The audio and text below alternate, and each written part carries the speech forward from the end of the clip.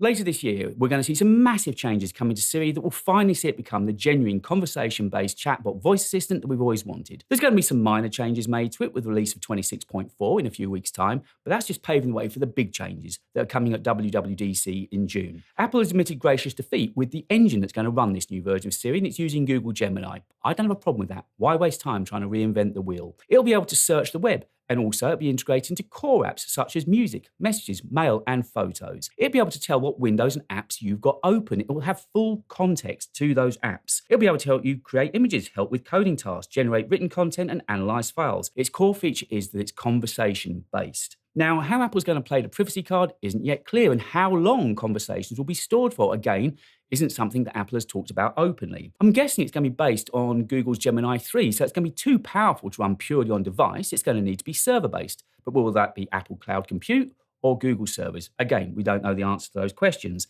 And how will Apple price it? These things are hellishly expensive to run. Last year, Google spent $85 billion on infrastructure alone. I'm guessing Apple could introduce it free for the first year to tempt us to use it, then go onto a tiered platform and eventually bring it into Apple One.